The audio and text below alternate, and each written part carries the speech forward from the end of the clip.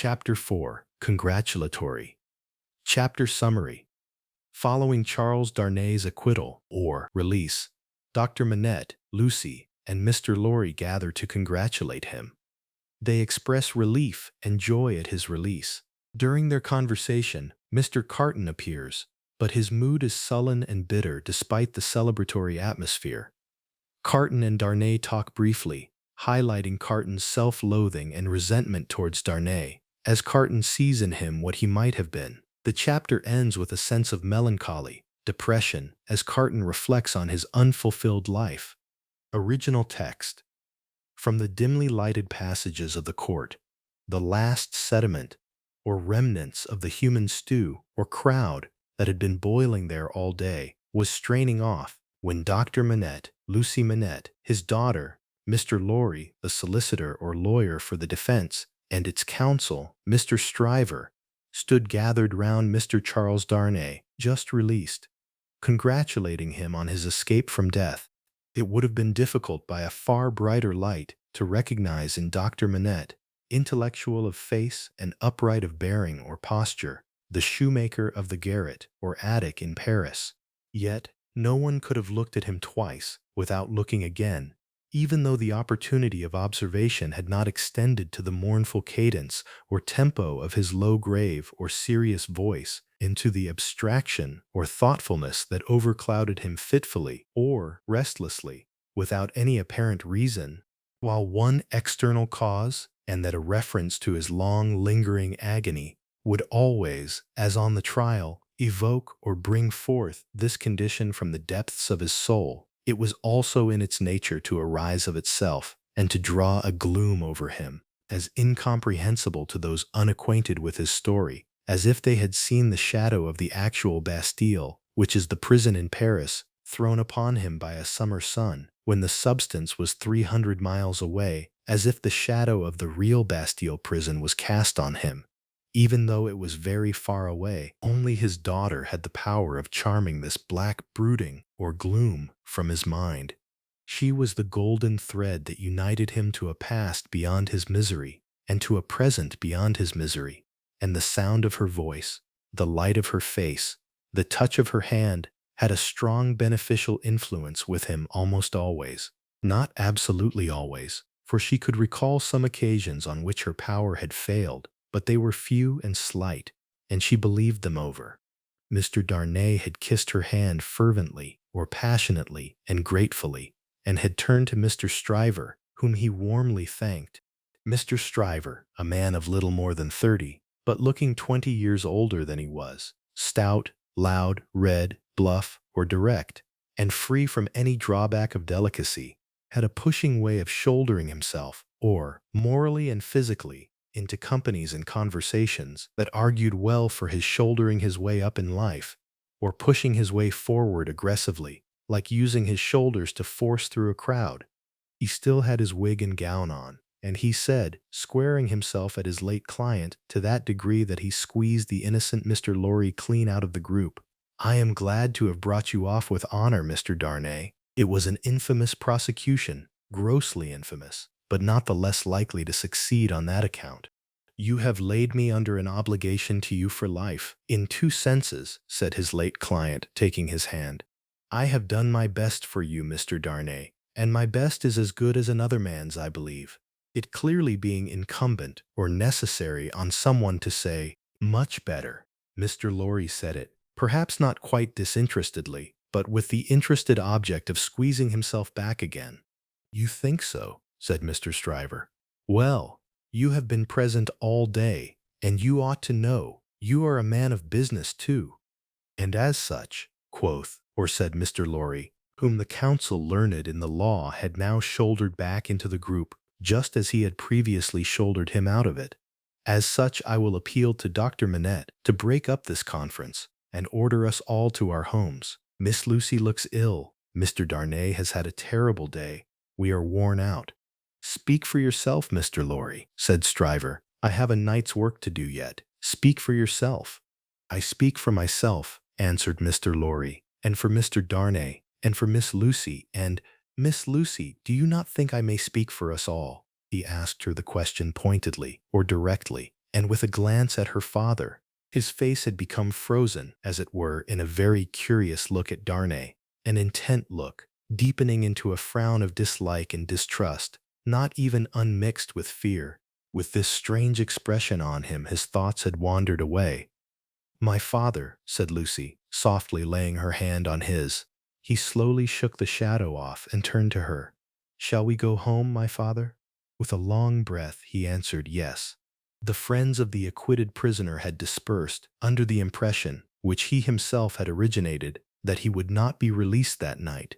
The lights were nearly all extinguished in the passages or hallways. The iron gates were being closed with a jar, or clank, and a rattle, and the dismal place was deserted until tomorrow morning's interest of gallows, pillory, which is a wooden frame for public punishment, whipping post, and branding iron that is used to mark criminals, should repeople or refill it.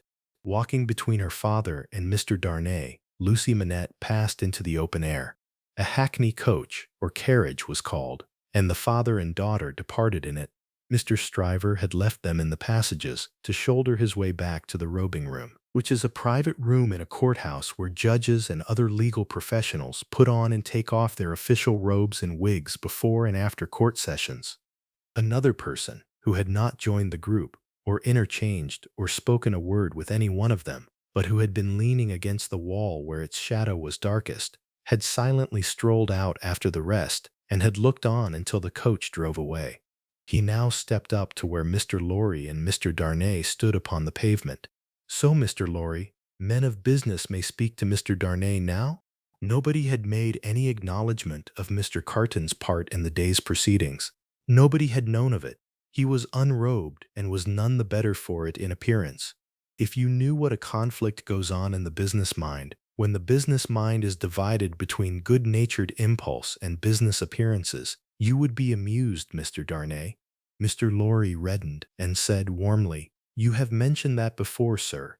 We men of business, who serve a house or company, are not our own masters. We have to think of the house more than ourselves." I know," rejoined Mr. Carton carelessly. "Don't be nettled or irritated, Mr. Lorry. You are as good as another, I have no doubt. Better, I dare say." "And indeed, sir," pursued Mr. Lorry, not minding him, "I really don't know what you have to do with the matter. If you'll excuse me, as very much your elder, for saying so, I really don't know that it is your business." "Business? Bless you, I have no business," said Mr. Carton. "It is a pity you have not, sir." "I think so too." "If you had," pursued Mr. Lorry, "perhaps you would attend to it." "Lord love you, no, I shouldn't," said Mr. Carton. "Well, sir," cried Mr. Lorry, thoroughly heated by his indifference, "business is a very good thing, and a very respectable thing. And, sir, if business imposes its restraints and its silences and impediments or obstacles, Mr. Darnay, as a young gentleman of generosity, knows how to make allowance for that circumstance. Mr. Darnay, good night. God bless you, sir. I hope you have been this day preserved for a prosperous and happy life. Chair there," meaning that he is calling for a sedan chair, which is a small enclosed seat carried by two men, or an 18th century version of a taxi to take him home. Perhaps a little angry with himself, as well as with the barrister, or lawyer, Mr. Lorry bustled, or rushed into the chair, and was carried off to Tellson's. Carton, who smelt of port wine, and did not appear to be quite sober, laughed then, and turned to Darnay. "This is a strange chance that throws you and me together. This must be a strange night to you, standing alone here with your counterpart or double on these street stones." "I hardly seem yet," returned Charles Darnay, "to belong to this world again." "I don't wonder at it. It's not so long since you were pretty far advanced on your way to another," meaning that it wasn't very long ago that you were very close to dying, going to the next world. "You speak faintly." "I begin to think I am faint." "Then why the devil don't you dine?" "I dined, myself, while those numbskulls, or fools, were deliberating which world you should belong to, this or some other. Let me show you the nearest tavern to dine well at." Drawing his arm through his own, he took him down Ludgate Hill, which is a street in London, to Fleet Street, and so, up a covered way, into a tavern. Here they were shown into a little room, where Charles Darnay was soon recruiting his strength with a good plain dinner and good wine, while Carton sat opposite to him at the same table, with his separate bottle of port before him and his fully half insolent or disrespectful manner upon him. Do you feel yet that you belong to this terrestrial or earthly scheme again, Mr. Darnay? I am frightfully confused regarding time and place, but I am so far mended or improved as to feel that. It must be an immense satisfaction. He said it bitterly and filled up his glass again, which was a large one. As to me, the greatest desire I have is to forget that I belong to it. It has no good in it for me, except wine like this, nor I for it. So we are not much alike in that particular. Indeed, I begin to think we are not much alike in any particular, you and I.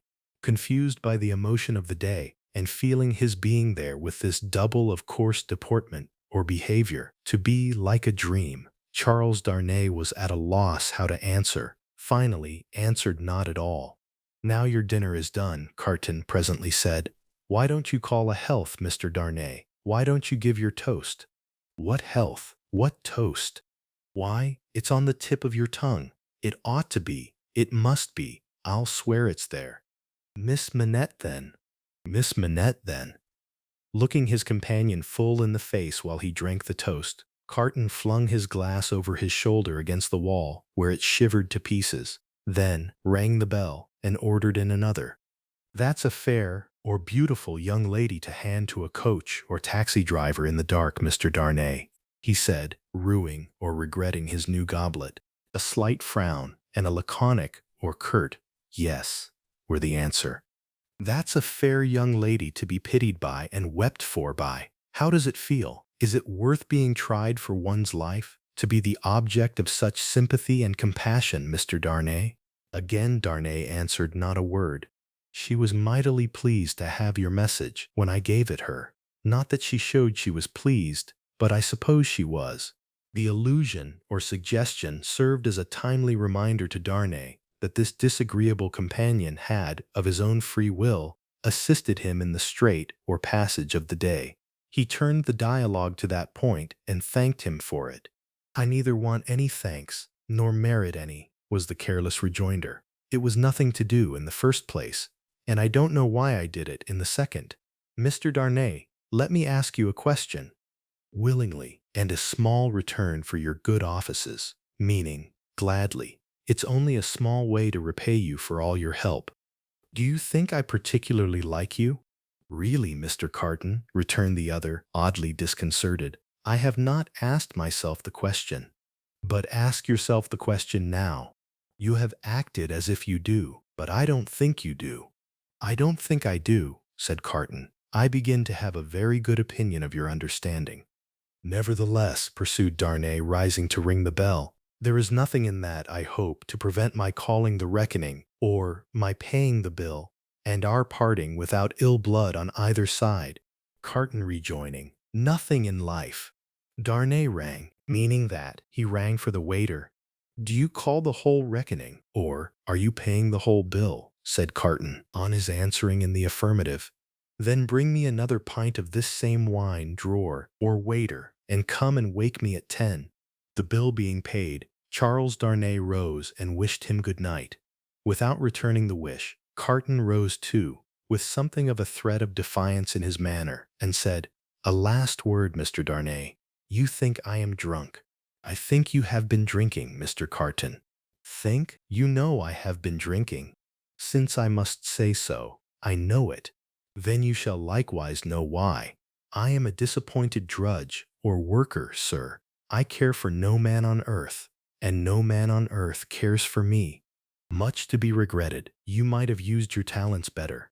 Maybe so, Mr. Darnay, maybe not. Don't let your sober face elate you, or make you proud, however. You don't know what it may come to. Good night.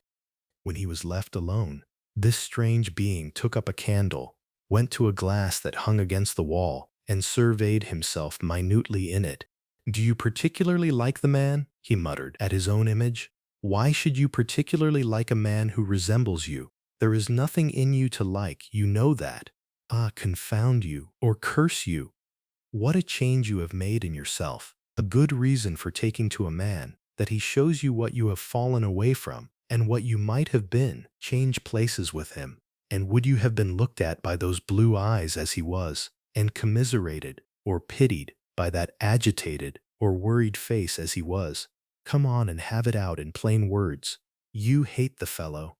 He resorted to his pint of wine for consolation or relief, drank it all in a few minutes, and fell asleep on his arms, with his hair straggling over the table and a long winding sheet in the candle dripping down upon him, meaning that the melted candle wax falling on him looked like a burial shroud or winding sheet for a dead body. Thank you for joining us through this chapter of A Tale of Two Cities. If you're enjoying the story, the vocabulary lessons, and the background information that makes this classic novel more coherent, please hit that subscribe button and turn on notifications. Let's keep learning together. See you in the next chapter